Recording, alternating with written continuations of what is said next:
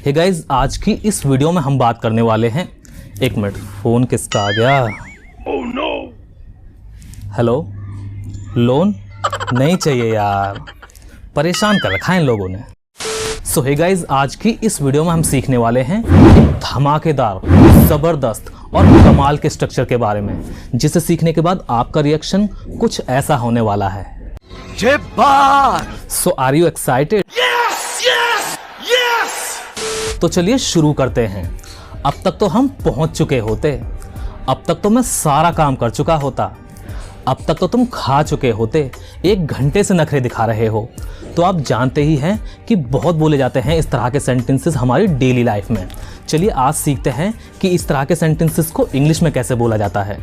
Guys, इस तरह के सेंटेंसेस को इंग्लिश में बोलने के लिए वुड हैव प्लस वर्ब की थर्ड फॉर्म का यूज़ किया जाता है।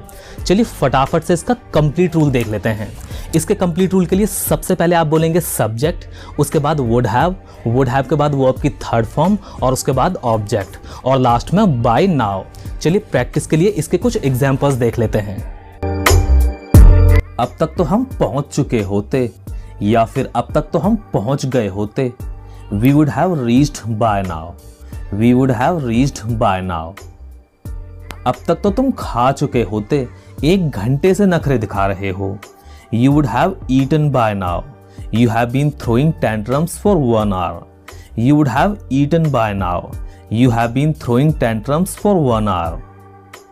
अब तक तो मैं खुद का बिजनेस शुरू कर चुका होता। I would have started my own business by now. I would have started my own business by now. अब तक तो मैं सारा काम कर चुका होता, या फिर अब तक तो मैंने सारा काम कर लिया होता। I would have done all the work by now. I would have done all the work by now. अब तक तो तुम जा चुके होते, या फिर अब तक तो तुम चले गए होते। You would have gone by now. You would have gone by now. अब तक तो वो सबको बता चुकी होती, अच्छा हुआ मैंने उसे समझा दिया था। She would have told everyone by now. Thankfully I had made her understand. अब तक तो मैं उसके एक चांटा लगा चुका होता। I would have slapped him by now. I would have slapped him by now. अब तक तो मैं तैयार हो चुका होता। I would have got ready by now. अब तक तो उसे बताया जा चुका होता। He would have been told by now. He would have been told by now. ये पैसिव वॉइस का सेंटेंस है, इसलिए इसमें been का यूज भी हुआ है। सो गाइज, हमेशा की तरह होमवर्क की बारी। एक सेंटेंस आप सभी के लिए। अब तक तो मैं सो चुका होता। आपको इस सेंटेंस इंग्लिश में ट्रांसलेट करना है और हमेशा की तरह कमेंट में लिखना है। देखते हैं कितने लोग सही ट्रांसलेट करते हैं। Best of luck. So guys, आज की इस वीडियो में बस इतना ही। आई होप कि आपको वीडियो पसंद आया होगा और आपको स्ट्रक्चर का यूज़ अच्छे से समझ में आया होगा। अगर आपको कोई भी डाउट हो तो आप कमेंट करके पूछ सकते हैं।